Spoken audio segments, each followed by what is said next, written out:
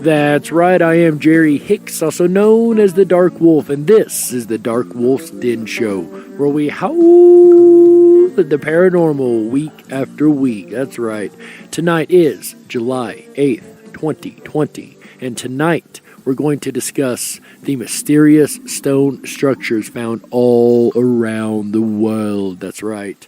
But first, I would like to pay homage to something very, very special. You see, you remember last week we discussed what alien disclosure and integration with an alien race may look like. But this is, in history, this date is what I would dare say was the birth of the modern day ufology field. Check it out. Today in paranormal history. Headline edition, July 8, 1947. The Army Air Forces has announced that a flying disc has been found and is now in the possession of the Army. Army officers say the missile, found sometime last week, has been inspected at Roswell, New Mexico, and sent to Wright Field, Ohio, for further inspection. And that was Today in Paranormal History. I kid, but seriously, this is a very, very special day in ufology, so hats off to all the ufologists who have worked so hard over the years to bring the truth to light. Anyway, moving on, ladies and gentlemen, welcome to tonight's episode. Tonight we will be discussing the mysterious stone monuments found all around the world, like I said earlier. Our first story tonight is the story of the Dropa stones. This is a very, very strange one. This comes out of China. We know how forthcoming China is with information, which makes this also a very hotly debated topic. And these are called the Dropa stones. And they were supposedly a set of stone discs like jade discs normally found in China that held some interesting information. It is said that in 1938, Dr. Chi Pu-tai led an expedition into the caves of Bayan Kara-Ula in China. Caves that held traces of an ancient culture which once occupied them. Buried under a thick covering of dust were 716 strange stone discs. Discs that mysteriously resembled phonograph records. These ancient artifacts became known as the Dropa stones. They are claimed to be 30 centimeters in diameter and have a circle cut into their centers. Around the discs are two grooves, and they have been dated to be around 12,000 years old. The two grooves are said to be composed of tiny hieroglyphics that tell a strange story. Chinese researcher Sun Nui believed that in 1962 he translated the hieroglyphics, and according to him, they describe a spaceship that crashed into the mountains, piloted by people who called themselves the Dropa. However, the Dropa people could not fix their craft, and therefore had to adapt to Earth. His research claimed that the Dropa people were hunted down and unfortunately killed by the local Hans tribesmen. However, Sun Nui was very quickly ridiculed for his research by most of the science community, and eventually he went on a self-imposed exile in Japan. The mysterious discs have been analysed by many scientists, including Russian researchers that performed an experiment where the discs were supposedly placed on a special turntable, whereby they were shown to vibrate or hum in an unusual rhythm as though an electric charge is passing through them. But not many experiments have been made public, and currently there is no clear information on the whereabouts of the mysterious Dropa stones. They remain one of the most mysterious artifacts in the world. As an amazing artifact as this sounds like that it is, sadly, the evidence of all of the Dropa stones have disappeared over time, and a lot of the, of course, scientism reductionists consider it nothing more than a giant hoax, although many ufologists do take it seriously, and it's kind of split right down the middle on opinion on the Dropa stones. Again, hotly debated still by both skeptics and proponents of the story, which the next topic also is a highly debated topic, but is a little more relevant. You can see these all around the world, and that is, of course, pyramids. We know of the Egyptian pyramids, and everybody in the archaeological field says that they are tombs, and if you were to reject that idea, you would literally be ostracized from the archaeological field and called a pseudo-archaeologist all of a sudden. However, let the proof and let the record show that a body has never once ever been found within a pyramid or pyramidal structure. So the idea of them being tombs, one, is quite unlikely.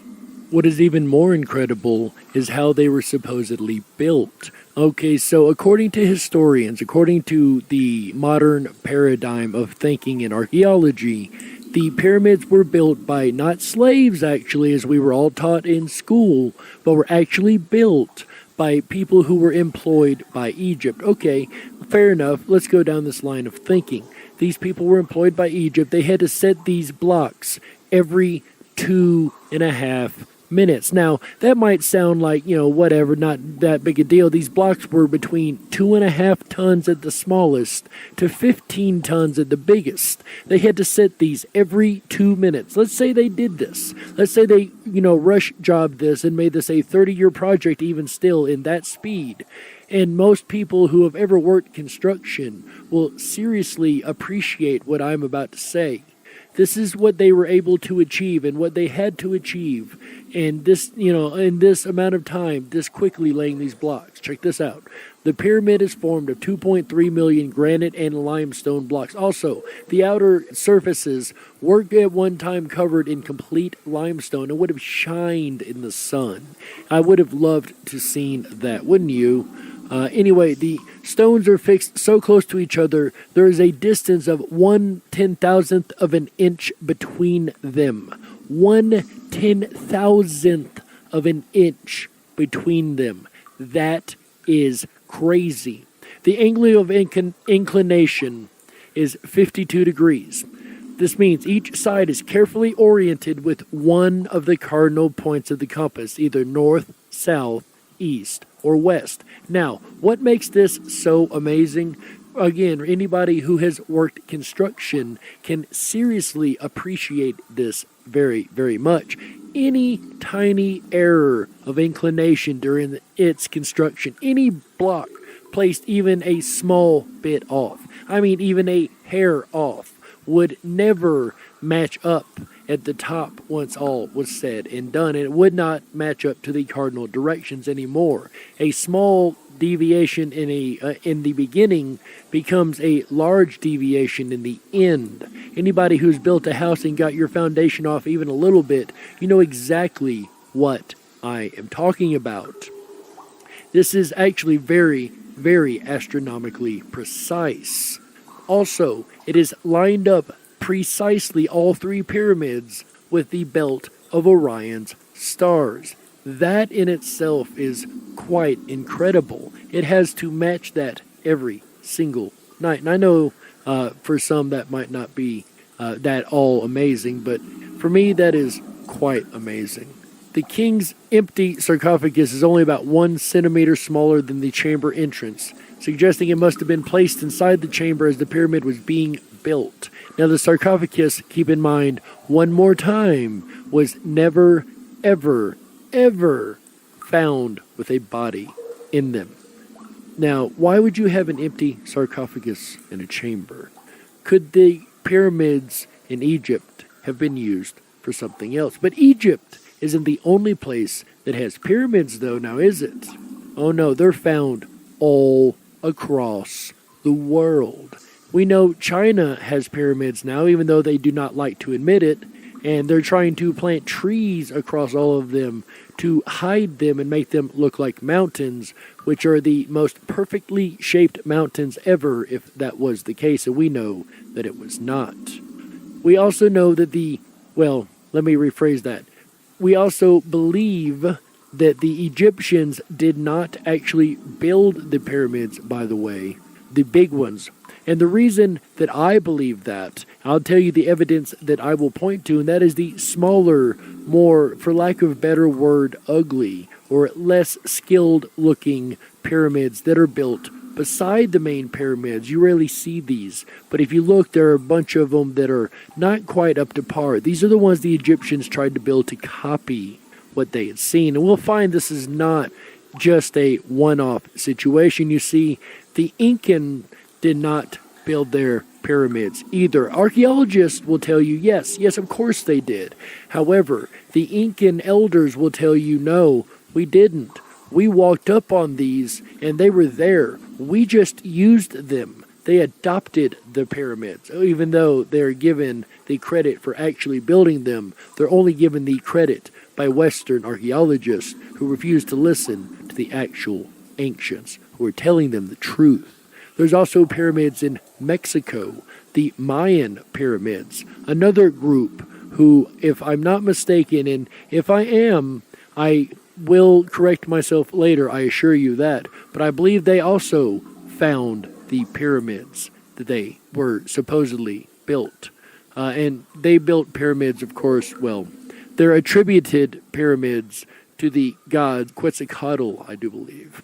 You've also got South American pyramids. They're all over the world, literally. They can be found on almost, if not every single continent. Another thing that we're finding that can be found on almost every single continent are henges. What are henges? Well, think Stonehenge, like Britain. On the Salisbury Plain, you've got the Stonehenge Monument, which is a circle of standing stones, some with tops on them, some without. It was thought to be a calendar for the ancients at one time, among many other ideas and theories of what it may have been. It's thought the Celts used it as a place of worship and astronomical study. It's got many, many different theories behind it, but, like I said a moment ago, it's not the only henge in the world. Oh no, there's an American Stonehenge. As a matter of fact, there are two American Stonehenges, though I think, to dare say, we may share one with Canada. I'll explain that in a moment. But the American Stonehenge can be found in the northeast of the country. It's another smaller version of Stonehenge. It's not quite as fanciful or big, but it is still a group of standing stones around a large area of also what look to be cellars or maybe meat lockers, but they don't have doors. They don't have the right equipment that would be needed for these, and they're all built out of stone. No one knows who really actually built these henges in the Northern America area. It's thought the Native Americans did, but I'm not sure that that has been confirmed. Also, there is a henge under Lake Michigan. That's the one that we may or may not share with Canada. I'm not sure about its exact location, but I know Lake Michigan has a henge in it too. And that one is supposed to have a dinosaur that looks about like a stegosaurus written or scribed up on these stones. So again, these had to be very, very ancient because they're covered by Lake Michigan. I'm not sure when Lake Michigan was created, but I know it's been around for a very, very long time. Archaeologists searching for shipwrecks and artifacts in the depths of Lake Michigan ran into a surprising find when they discovered this boulder with what appears to be the carved image of a mastodon. Okay, I stand corrected. I said Stegosaurus earlier. It's actually a mastodon. My apologies. Pictured here, the etchings are faded, but superimposed drawings reveal the trail that the carving followed. Such a carving would suggest the presence of prehistoric populations in the Lake Michigan area, when mastodons were still present in the Midwest, possibly during the last ice age. Even more mysteriously, it's been suggested that the rock is part of a Stonehenge-like formation and could be linked to unknown rituals of a people who inhabited the area long ago. Northwestern Michigan College professor of underwater archaeology Mark Holley discovered the underwater site in 2007 at Grand Traverse Bay during a research expedition going 12 meters, about 40 feet, deep into the lake, searching for vestiges of ships. The set of stones is aligned in a mile-long line, believed at first to form a perfect circle. Some researchers think the formation could be over 10,000 years old. Normally, the remote sensing sonar techniques that led to this discovery are used to survey bodies of water for shipwrecks. The research team at Northwestern Michigan College has found boats, cars, and one sunken Civil War period pier in the lake, but never before had they found anything hinting at prehistoric human activity in the area. The stones that were found at the bottom of the lake show some unique characteristics. They all measure nearly the same distance across, which is not a common feature of natural rock formations. The site's even been compared to the Nabta Playa calendar circle, the Kazerho alignments in France, and even Stonehenge in England. Comparing the available images of the site to other archaeological sites has made the similarities undeniable to some researchers. The most impressive element of the formation may be the boulder with the mastodon carving. It wasn't immediately located when the formation was discovered. It was actually noticed and brought to the attention of the research team by photographer Chris Doyle, who saw the engraving resembling a mastodon during a diving expedition to the site. The boulder featuring the alleged mastodon is about 4 feet high and 5 feet long. It has numerous fissures of natural origin, but the depth of the lines that make up the mastodon are deep enough to suggest human interference. They are precisely carved, according to researchers from the college, not just scratched. Furthermore, the researching archaeologists believe that the boulder is made of granite, which is hard rock. To say granite is just a hard rock doesn't even begin to cover the truth. It is not just a hard rock, oh no. It is the second hardest only to diamond. This is one of the toughest rocks in the world to dig into and carve into, and usually one of the only things you can use is diamond and or other granite. But other granite takes a very long time. And the other strange thing that we'll find along this list is a large amount of structures across the world were actually carved using granite, which a lot of researchers find duly strange because, once again, it is the second hardest rock to ever exist, second only to diamond. Difficult to carve, leading to questions about which tools and techniques could have been used to create the carving. When shown images of the site, the president of the Underwater Preserve Council, Greg McMaster, commented that, quote, "We couldn't believe what we were looking at." Yet some specialists are skeptical of whether the etching on the stone, or petroglyph, is indeed man-made. Many have asked for more evidence and to see the physical boulder. In the words of discoverer Mark Hawley, quote, "They want to actually see it. Experts in petroglyphs generally don't dive, so we're running into a little bit of a stumbling block there." And of course, to disturb it would disturb the entire site, and it can't even be guaranteed they could pull it up without it tearing apart. So, even though this is granite, so I doubt it would break too darn easily.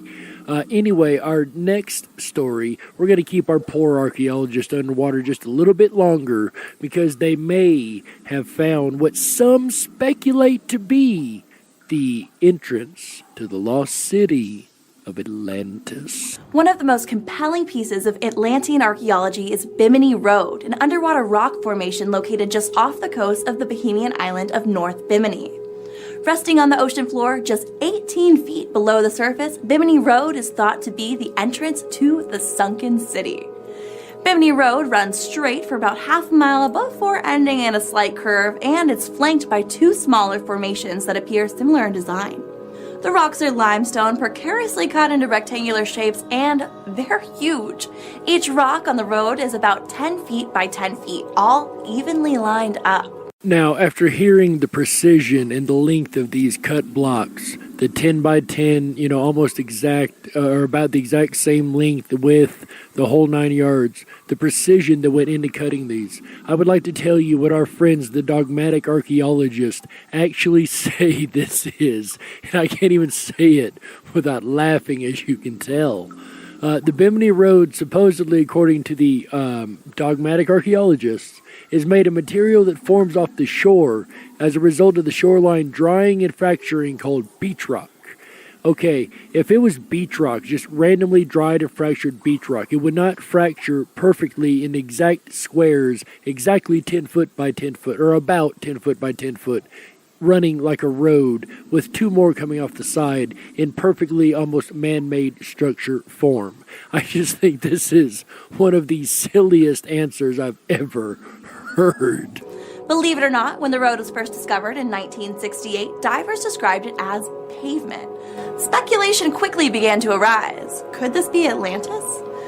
Besides its design, Bimini Road itself was mentioned specifically 30 years before its discovery. This takes us a little off the deep end, but in 1938, American mystic Edgar Cayce, she actually means Edgar Casey there, predicted the discovery of a road that led to Atlantis. He said a portion of the temples may yet be discovered under the slime of ages and seawater near Bimini, expected in 68 or 69.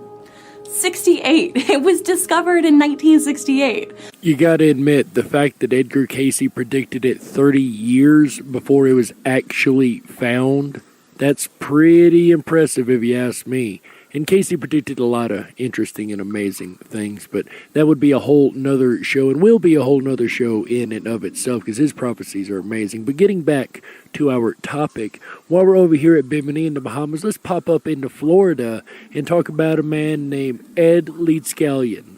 Ed Leedscallion was a Latvian who came to America and created something called the Coral Castle, which is in and of itself, in my opinion, one of the many wonders of the world.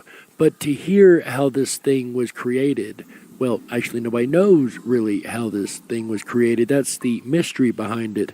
But Mr. Leedscallion did it without anybody watching him or knowing what he was doing, and did things in a manner of time that was almost humanly impossible, especially for what he was able to create. It's very rare to cover a mystery that could actually be real paranormal, just unknown by science, hidden knowledge. And Coral Castle is one of these mysteries, as still to this very day, it still remains unexplainable. Coral Castle was built in the early 20th century by a very unusual man named Edward. Edward was from Latvia, and he decided to leave his homeland and come to America after he was rejected by the girl he loved. Now this girl was only 16 years old, and I'm not sure how old Edward was at this time, but I do believe that he too was also fairly young. And he would always call her his Sweet 16. And after he was rejected by this young woman, he moved to Florida, then eventually got himself a 10-acre piece of land in Homestead just south of Miami. And right after he came to America, he started to build Coral Castle for this young girl that he loved so much. Now Edward was only 5 feet tall and only weighed about 100 pounds, but yet he was somehow able to move these huge coral slabs all by himself, which in our known reality should be impossible. I mean, some of these slabs are just enormous. They weigh up to 30 tons. And when this site was all finished, about 30 years later, these coral stones were just so perfectly aligned that they needed no cement. It is just unbelievable how this lone man was able to achieve something like this. An engineering feat that to this day has not ever been replicated. One of his creations was a rocking chair that weighed thousands of pounds, and you can just use your finger to rock it back and forth. The entrance slab weighs about 9 tons. It is 80 inches wide, 92 inches tall, and 21 inches thick. It fits within 1/4 of an inch from the outer walls, and it is balanced so perfectly that anyone can open it with just the slightest touch. People who are sensitive to electromagnetic fields say that they will experience a very bad headache when entering into Coral Castle, making many believe that Edward knew something about these magnetic fields, something that we don't understand to this very day. And I also believe that there is a lot about magnetic fields that we do not understand to this day, especially when it comes to toroids. Yeah, Edward, and has also believed that some of our ancestors did know how to harness this power in order to lift extremely heavy objects, such as Pumapunku, the pyramids, and many other ancient sites. Edward himself even said that he had discovered how the ancient Egyptians had built the pyramids. And who are we to argue with this man, as he did create Coral Castle all by himself? Edward Leedscallion on many occasions was known to have said that he had figured out the secrets of the ancients who built the pyramids. Another interesting thing about Edward is not too long after he moved to the United States, he came down with terminal tuberculosis, and he was somehow able to cure himself. And when he was asked how he did it, he replied, magnetics. Now in the 1930s, Edward moved his entire castle all by himself to Homestead, Florida, and no one ever saw him load, unload, or put back up all these enormous coral slabs, which in itself is a mystery on its own. And many do believe that he had help, but no one has ever come forward claiming to help him. And even if he did have helpers, it still doesn't take anything away from this amazing achievement, as some of these stones cannot even be moved with 100 men. And there is just no way that Edward would have had that many helpers, as someone would have come forward. And also Edward was a very secretive man. He did not want anyone to know how he was doing this, making it highly unlikely that anyone was helping him. And also, he only worked at night. I mean, this man went to great lengths to hide his secrets. And sometimes people would try to spy on him, and they would see him touch the coral with his hands. Then he would just stop. It's as if he knew that people were watching him. So in the end, not one person ever saw him work. However, one time he may have actually gotten caught doing whatever it was that he was able to do to move these megalithic blocks, and these were nothing short of megalithic. One time a group of kids claimed to have actually seen him working. They said that he was somehow able to make these coral rocks float, like he was able to turn them into hydrogen balloons. But since these kids were very young, many believed that they were just making up stories. And the one telling of the story, though I've never heard the hydrogen balloon telling until now, one telling of the story actually says that he was holding ice cream cone-shaped tools for whatever reason. And this is actually very, very important, but we don't have enough time before the break to get into it now, so we will pick up there after the break here in just a moment. But we're going to go ahead and go to break right here, and make sure you thumb up that video, guys, real quick, whether you're over there on the Rippin' Rabbit Hole YouTube or the Darkwolf's Den Howlin' YouTube over here. Go ahead and make sure you thumb up that video, hit that like button, and hit that subscribe button. That's right. Ladies and gentlemen, I am Jerry Hicks, also known as the Dark Wolf. This is the Darkwolf's Den Show on Rippin' Common Sense Radio. And we'll be right back after these messages. Don't you touch that dial. How?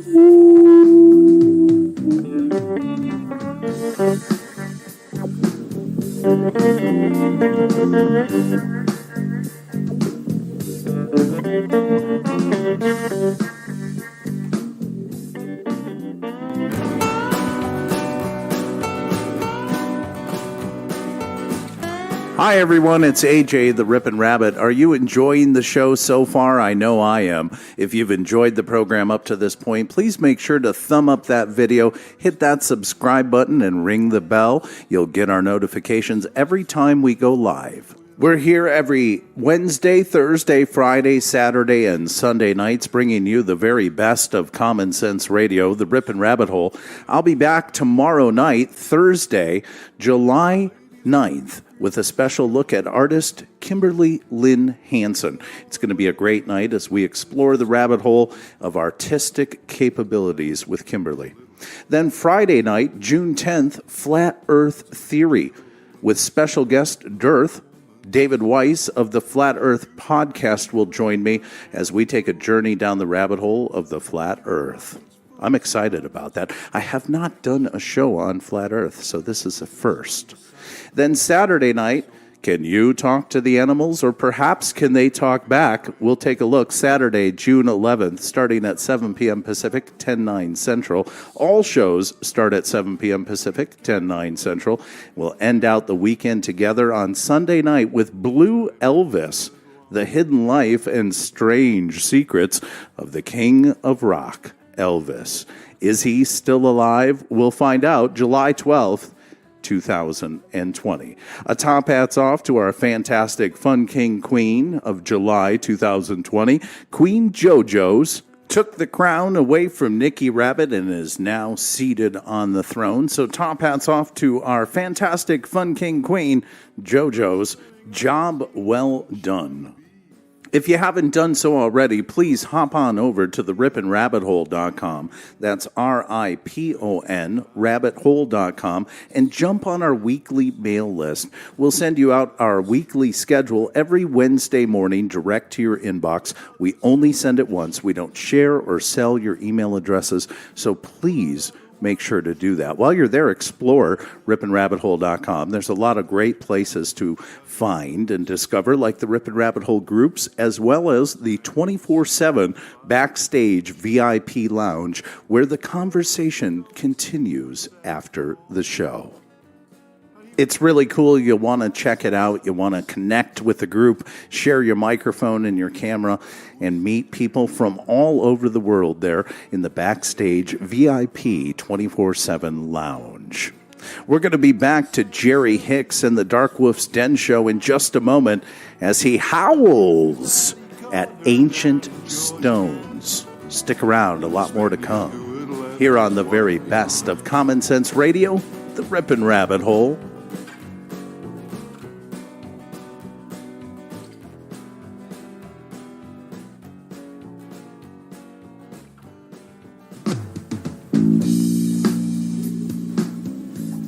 Oh, Yeah, welcome on back, guys, to the second half of the DarkWolf's Den Show. It's a pleasure and an honor to have every last one of you guys here with us. So far, we've covered a large multitude of topics. We've talked about the pyramids. We've talked about a possible entry into Atlantis. We've covered some really, really wild stuff, guys, and that is only getting started. This half, we are going to talk about something that we kind of dropped off on the end of the first half of the show, and that was the cone tools. The cone stone tools, that's right. You remember Mr. Ed Leedscallion was found to be holding, at least according to the kids, cone-shaped tools that supposedly turned these rocks into something like hydrogen balloons and made them float. And as wild and crazy as that sounds, I would probably pass that off, and like I did when I first heard the story, kind of put it in the back of my mind into File 13, if you will, until, by the way, File 13, for those who don't know, is what I call that little spot in the back of your head where you put information that you've not quite corroborated yet, but you're waiting to hear if anything comes forward to corroborate it. Yeah, so I put it in File 13 when I first heard it, and then I started listening to some other researchers about megalithic structures. And guys, these megalithic structures, as we've talked about so far, it really makes you wonder how they were able to transport blocks so big that we can't even transport them with modern day equipment. Think about that. These 100-ton, 200-ton blocks. I know the pyramids were only, 15 tons, I think it was. But these 100-ton blocks, like we're going to talk about here shortly, how were they able to do that? How were they able to move these things when we can't even move them today? It really, really makes you wonder, especially at the speed at which they were supposed to build. And then you start coming in, once again, to the concept of these cone stone tools. Now, what in the world are cone stone tools? Well, they're just that. They are stones that are shaped kind of like ice cream cones, just like cone-shaped, but they're found all across the world in these ancient structures. And for that, I'm going to refer to one of my personally favorite researchers, a man named Mr. Michael Tellinger. Very soon after I started walking through and exploring the thousands of stone structures that I walked through myself, I started collecting these mysterious cone-shaped tools. Little did I know that the cone-shaped tools were actually going to be the one item that led me to a critical discovery about breaking through the understanding of ancient technology that leads us into wrapping our heads around what we can do with this knowledge and how this technology can be used today. So I started exploring the stone circles and the cone-shaped tools, and as I walked through the thousands of stone circles myself, I also started to realize that a new body of information was released to humanity. And this was information to do with Caesar technology, as opposed to laser technology. Now, laser stands for light amplified by stimulated emission of radiation. Quite a mouthful. Right? It's basically coherent light that's shot as a laser beam through a prism or a crystal that focuses the light into a coherent beam. And of course, like he said, we all know what a laser is, but imagine that, but with sound. Now, Caesar technology was only exposed to humanity in 2009, at the same time that I was picking up the cone-shaped tools and exploring the stone structures and realizing that they were not what we thought they were. They were not dwellings for people nor animals. So, Caesar technology, this is taking sound, so Caesar stands for sound amplified by stimulated emission of radiation, and that's really about taking sound and turning it into a coherent beam of sound that works as a laser beam or a Caesar beam. And the scientists got very excited about this, and obviously the first thing they talk about is applying this in the military, weaponizing Caesar technology, as we can expect would happen at government level and military level. But this goes back much further in time. And when he says this goes back much further in time, I'm talking about way much further back in time, possibly to the original pyramid builders, whoever they may have been, and all the way before them. I'm talking back to maybe Göbekli Tepe and the things that are not even supposed to been able to have been built. We'll possibly circle around to Göbekli Tepe if we have enough time here in the end. Well, what is a Caesar beam? A Caesar beam is coherent sound that's basically been propelled beyond the speed of light. And this is spectacular. When you look at a light laser, a laser beam, you can see a laser beam. So everybody can understand that. If you're manipulating things with a laser beam, everybody can understand it because we can perceive it with our eyes. But if you're using Caesar technology, you can't see the sound beams. So to anyone that sees somebody else use Caesar tools, it'll look like magic. And it's exactly what happens here. In Great Zimbabwe, we've got a giant cone-shaped tool, a giant cone facing the sky. The tip of it has been broken off because when they first discovered Great Zimbabwe, the so-called explorers in the 1800s, they ripped into this giant conical tower thinking it was filled with gold. Unfortunately, they were wrong because it had nothing to do with being a container or a silo of some sort, storaging or storing materials. So it's a giant cone-shaped tool facing the sky. And I would dare call a mountain a giant cone shape that is facing the sky, point up. So there were some very interesting and mysterious activities going on inside Great Zimbabwe ruins itself. In Australia, we find cone-shaped tools. I was given this cone-shaped tool by an Australian collector in 2014 to add to the collection, and you find this just keeps going on and on. We find ancient cultures that still practice this custom today. During certain ceremonies and inaugurations, they use these strange elongated cone-shaped golden hats in the process, in the ceremony. What were they doing with these cone-shaped tools? Were they bringing in information, sound and frequency, into the minds and the heads through the pineal gland of the recipient of this inaugurative process? This is all that we need to think about as we think about cone-shaped tools in history. In our culture, when would we see cone-shaped hats? Can anybody think of any type of hat that would be cone-shaped besides the dunce hat? Ha ha ha ha ha. For those out there who really thought they had me, I know the dunce hat, but besides the dunce hat, can you think of another type of, what's the word I'm looking for, costume maybe, that would have a cone-shaped hat? Why do wizards and witches wear cone-shaped hats? And the plot starts to thicken the more you wrap your head around these cone-shaped tools in history and in modern times. And why are wizards' wands cone-shaped?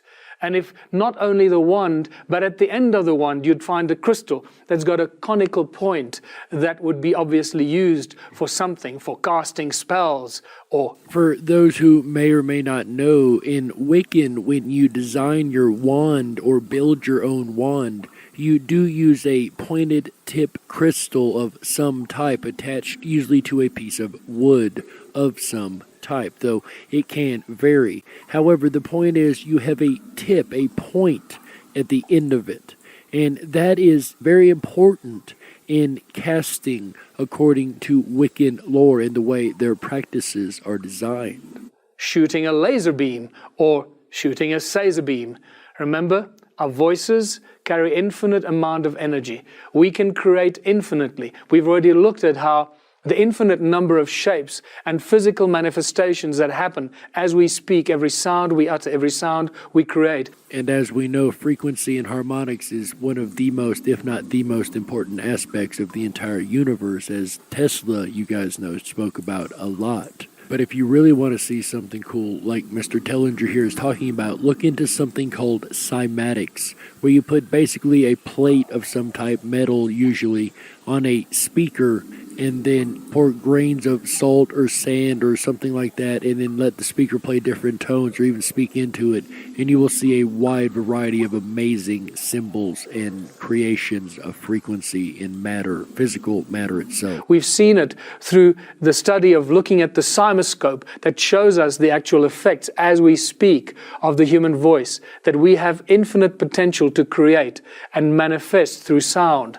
So I suspect that this is what wizards and witches were doing when using their wands, speaking words and manifesting it and propelling the sound somehow through their wands, through the cone-shaped tools that propel the sound.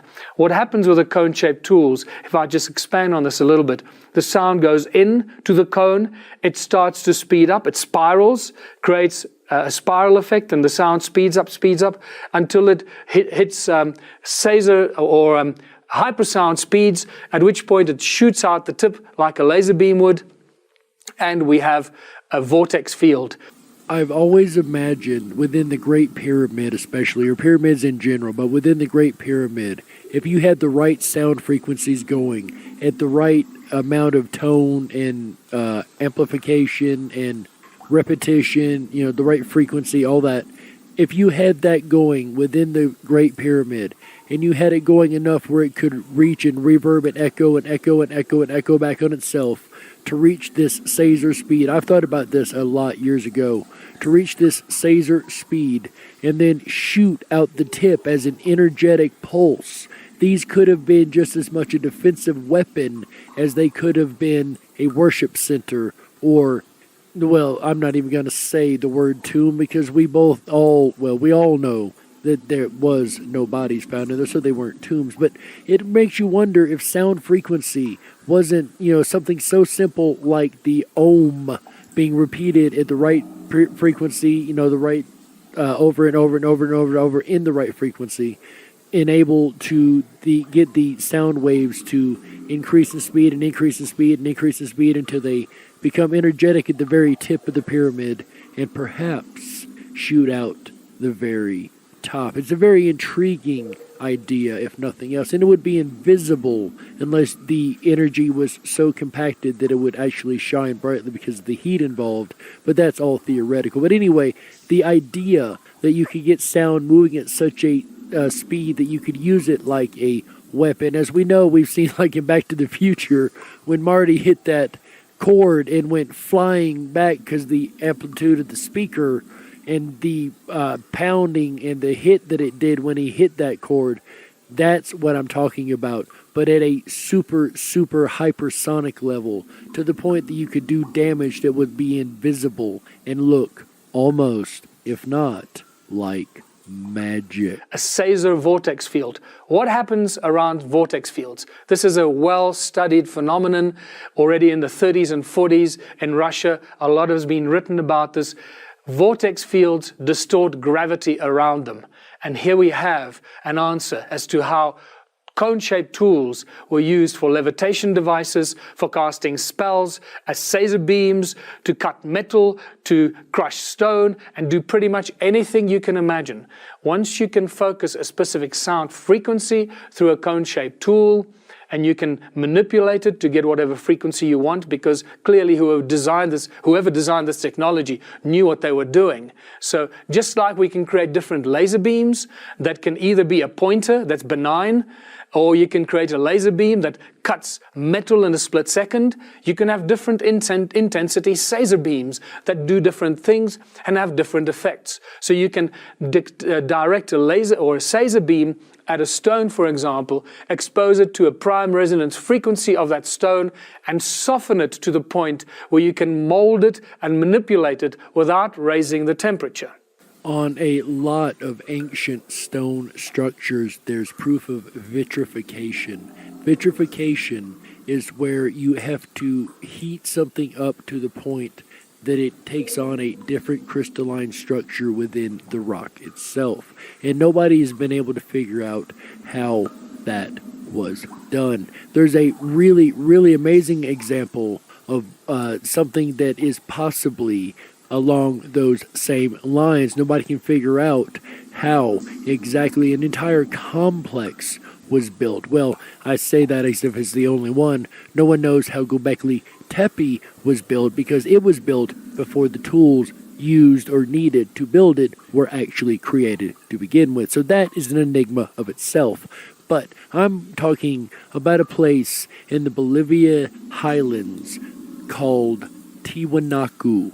It is a full complex of pyramids and different structures, but this is a little bit different because it holds structures that are, well, we've got megalithic structures that are built from tons and tons, hundreds of ton blocks. We've got ancient walls that are just absolutely enormous, and the stones put together in such a way that, once again, you cannot even get a paper clip, let alone a piece of paper, through them. But there's no mortar used. And that's just one of the many mysteries of Tiwanaku. And there's also Pumapunku, which is a part of Tiwanaku complex. One of the many curious structures within the complex is a door to nowhere, a false door, if you will. So this is the door of Amaru Muru, sometimes called the Stargate or the Devil's Door. It's carved into solid sandstone here in one of these odd rock formations right along the western shore of Lake Titicaca. You've got this inner door here. It's just about 6 feet tall. The doorway is also about 4 to 5 foot wide and about 2 foot deep, and then it's just a rock wall then. Then you got the greater outer door up there. Looks like it's about 24 feet high. This is most probably pre-Inca. May have been carved many thousands of years ago. The lichen patches right here are huge. That's usually indicative of quite a great age. What the purpose of this structure is, we don't really know. You have to wonder whether at some time other walls were somehow connected to this. It's possible that giant stone blocks were interlocked into this giant door. Well, we really don't know. One of the interesting things about this door, too, is that it's essentially a false door, a door going nowhere.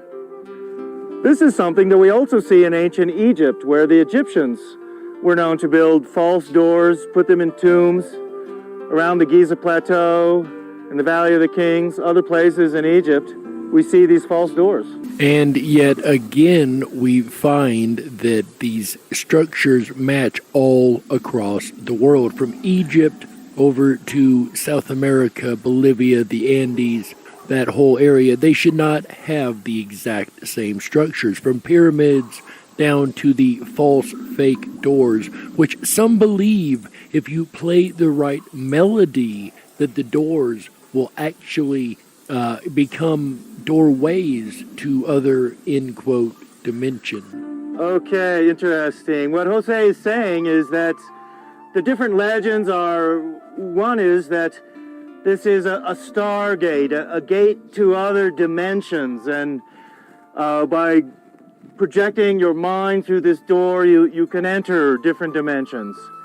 Another legend that he's saying is that this is the devil's door, and that through this door you go to the devil's church. And of course, devil being a relative term, but that is not the important part here. The important thing is that we find, once again, these myths and legends across the world of doorways to the gods made out of stone structures. And as you guys know, this is not the first time we've heard this story before. Also, in Pumapunku, there are granite slabs, andesite granite at that are very, very tough, as we discussed before, that have holes, perfectly drilled circles right through them. I mean, with laser precision. Another thing that is in Pumapunku that is of laser precision are these strange H blocks that we find all over the place. These are large stone blocks set in a row, all of them shaped like an H for some reason. And they've got carved out along the edges a couple inches down, perfectly smooth across the entire block. These are H blocks, once again. Amazing architecture and structure. But there's something even more enigmatic about Puma Punku's construction. So here's your standard keystone cuts here at Tiwanaku. You see the T cuts here, and there's one on the corresponding side. You see more here. You always have two corresponding keystone cuts on each side. And in fact, this is exactly what we see at Ollantaytambo. This is also a pre-Inca kind of construction. We know that Tiwanaku was built at least 1,000 years, if not more, before the Incas existed. In many ways, these keystone cuts are proof that the Incas were not building Ollantaytambo or the other buildings that we've seen around Cusco. And these keystone cuts had metal poured into them. So you're talking about molten metal years and years and decades and centuries before it was actually supposed to have been able to be done or have been able to have been known about to begin with. So this is also very, very incredible. But there is one last amazement about Puma Punku. These are the mysterious ruins of Puma Punku, nearly 13,000 feet in the Altiplano of Bolivia. What you have here are massive blocks of granite scattered like some kids' toy blocks around the site.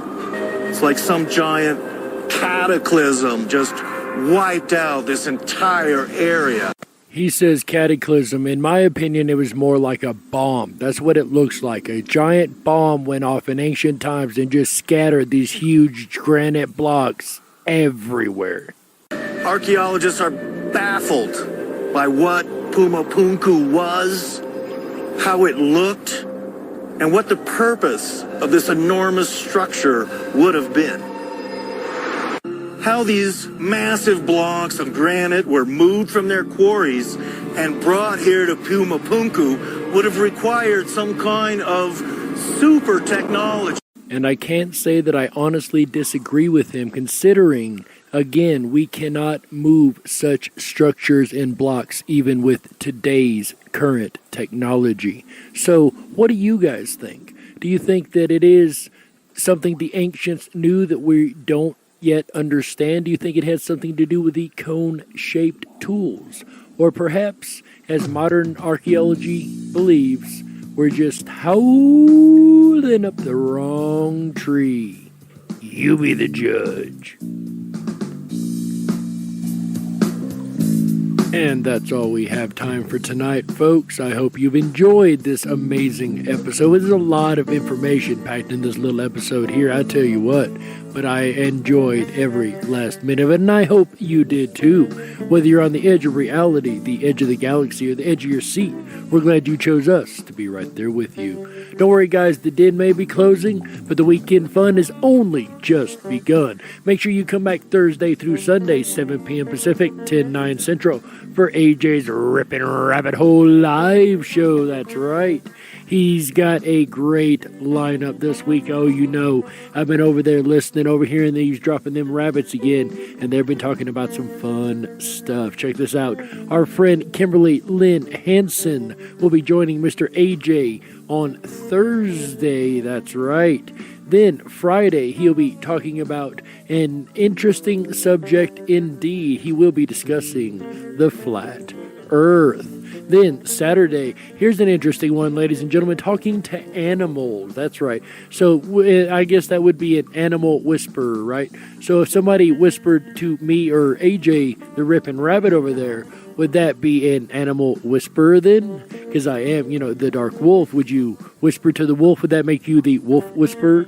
I don't know. He's going to answer at least one of those questions, I do hope, on Saturday. Then Sunday night, he'll be talking about Blue Elvis. And I cannot wait to even find out what that's about. I have no idea. All I heard was Blue Elvis. So that's going to really, really be fun. So guys, make sure you come back every night this week, I should say, Thursday through Sunday, because every night is going to be packed full of lots and lots of fun. Ladies and gentlemen, I'm getting ready to go over to the 24/7 Backstage Lounge. That's right. If you want to join me, it's really easy to do. Just go on over to the ripinrabbithole.com. That is RIPONRABBITHOLE.com. That's right. Over there you can find the 24/7 Backstage Lounge. Just click on that button and you'll scroll down half the page. You're going to find the VIP entrance. It will ask you to permission for your cam and microphone. However, you will be able to turn that off the moment that you enter the room. And you can use only text chat if you would like. I have some friends who love to do just that every night.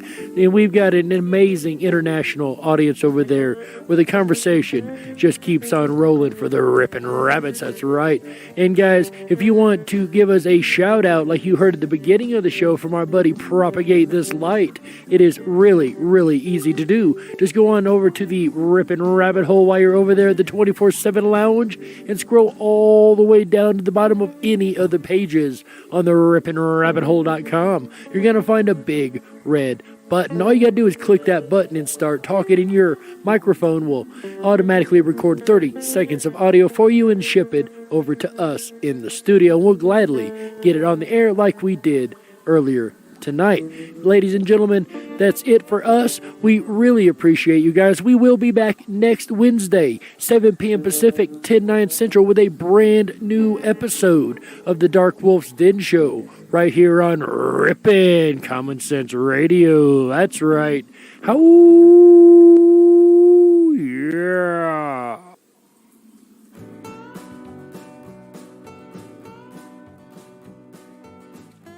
Hi, everyone. It's AJ again. Did you enjoy the DarkWolf's Den Show with host Jerry Hicks? If you enjoyed the program this evening, please thumb up that video, hit that subscribe button, and ring that bell. You'll get our notifications every time we go live. Every Wednesday, Thursday, Friday, Saturday, and Sunday, we bring you the very best in Common Sense Radio. All shows start at 7 p.m. Pacific, 10/9 Central. I'll be back again tomorrow night, Thursday, July 9th, with a special sit-down with Kimberly Lynn Hansen, an artist who is also affected by the Mandela effect. It's going to be a wonderful dive down the rabbit hole into artistic inspiration with Kimberly Lynn Hansen. That's tomorrow night, Thursday, July 9th, starting at 7 p.m. Pacific, 10/9 Central. Then Friday night, we're going to dive down the rabbit hole of Flat Earth with David Weiss, who's the host of Flat Earth Podcast. Dearth will be here Friday night, starting at 7 p.m. Pacific, 10/9 Central. That's Friday, July 10th. Then Saturday night, a hunt for animals that can talk to us and people that can talk to the animals. That's right, Saturday, July 11th, starting at 7 p.m. Pacific, 10/9 Central, we're going to explore talking to animals. It's going to be a fun night. Then we'll end out the weekend together Sunday, July 12th, with a secret look at Blue Elvis, the secret life of Elvis, and perhaps explore the rabbit hole to find out, is the king still alive or has he truly left the building? That'll be Sunday night, July 12th, starting at 7 p.m. Pacific, 10/9 Central, and that will close out our weekend together right here on the very best of Common Sense Radio, the Rippin' Rabbit Hole.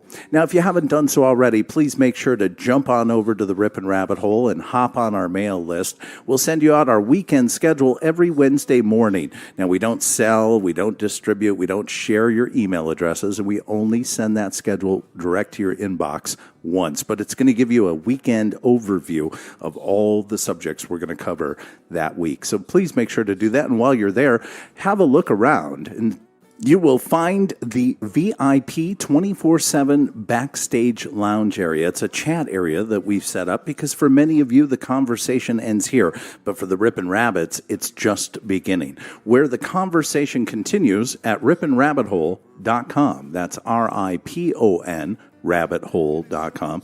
Just click on 24/7 VIP Lounge. There's a text area chat as well as a cam chat in the VIP where the conversation continues. Thanks for joining us this evening. We hope that you're with us for the rest of the weekend.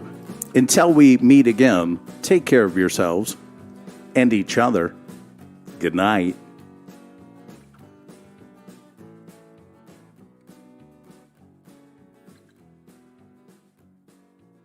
Are you a YouTube creator that's tired of fighting over copyright issues for using the wrong music in your videos? Or perhaps a songwriter looking for something new? I know when I started DarkWolf's Den, I needed some original music, and for me, the answer was a no-brainer. I immediately called Tom Baillies of Red Shed Studios. Tom has been in the music industry for over 20 years and has a true passion for the art. So if you need a custom soundtrack for your next project, make sure you contact Tom Baillies at Red Shed Studios at 920-344-7634. That's 920-344-7634. Red Shed Studios.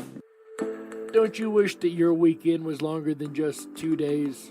Well, if so, then you're in luck, because here on Rippin' Common Sense Radio, our weekend begins on Wednesday.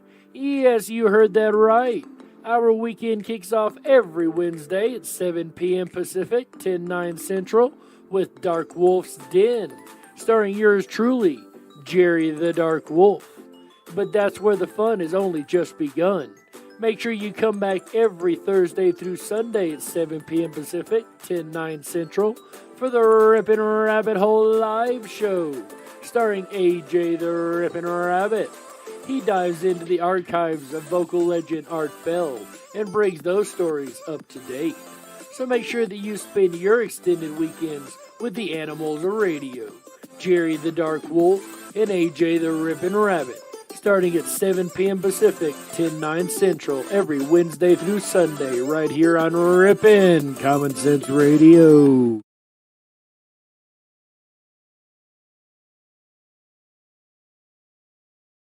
Pulling up the wrong tree.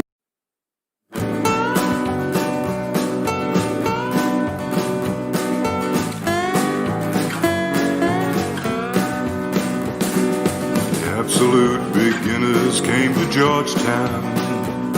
They were wearing Harris tweed and pork pie hats. They'd slit your throat and throw you in the gutter. But it's all you can expect from men like that. The bus is bound for Niles Bend Harbor.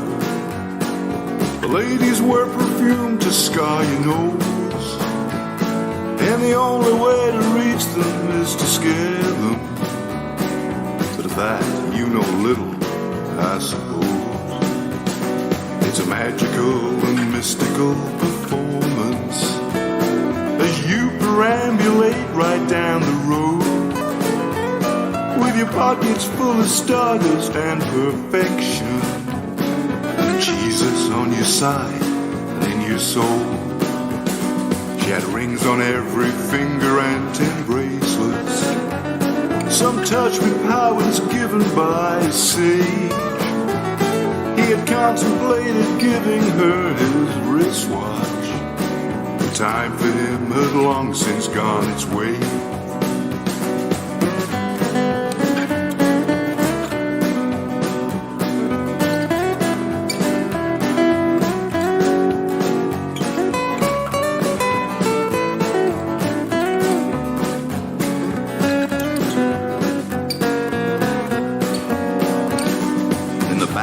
Of the city he would shuffle, while spinning on his heels and chewing beef. He had promised her he'd be a vegetarian, but he could not control his lust for meat. say she left the streets for greater glory, but others said that she was big with child. Whatever was the truth, it did not matter. He would hunt her down and cut her with his smile. Last time he was seen was by the pawn shop.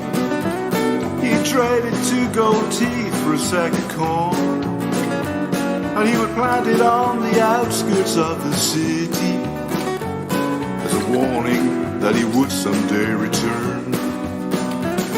He said he never found her and he's still looking. It is said he searches rivers for some sign, but the truth is that he caught her down in Georgetown with a Spaniard who had left his wife behind.